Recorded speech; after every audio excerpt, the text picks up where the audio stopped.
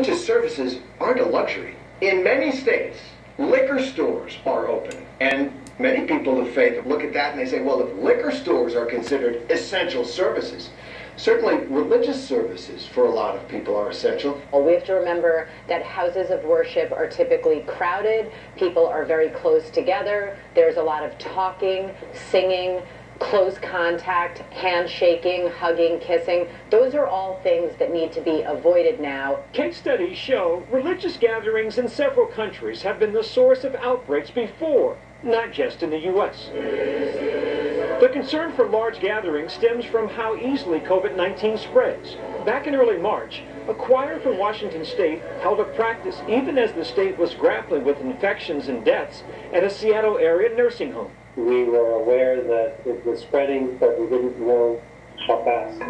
The choir went ahead with its weekly rehearsal and took extra precautions. Only about half the choir showed up. We said that anyone that had any kind of pre-existing conditions or even the sniffles should not come to this rehearsal. Nobody shook hands, nobody hugged. We set up folding chairs for our rehearsals with 3 times the distance between chairs as we normally have. Everything seemed fine until 3 days later. I just had a fever and body aches, and I lost my sense of taste and smell. I got a fever of 101.6, and my husband got a fever. Now, 3 weeks later, 45 members of the choir have been diagnosed with COVID-19 or became ill with symptoms. At least 3 have been hospitalized. 2 are dead.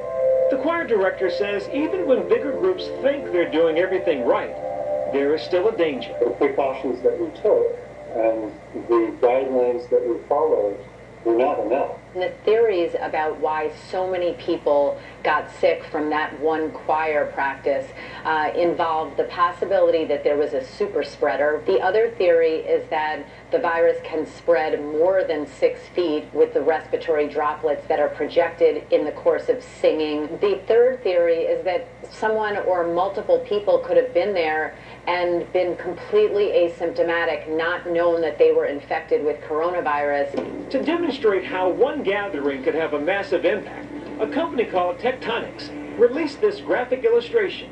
It tracks the cell phone data footprint of a single beach in Fort Lauderdale, Florida, during 2 weeks of spring break last month.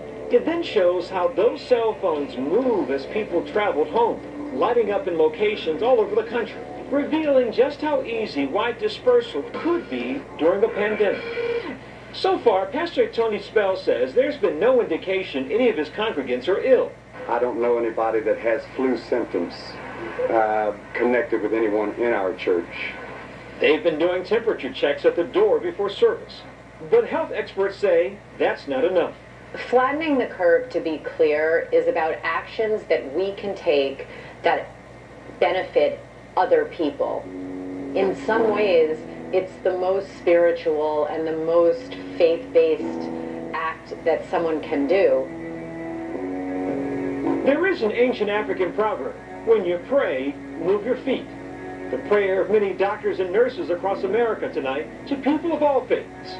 Worship from home. Up next, one-on-one with Vice President Mike Pence.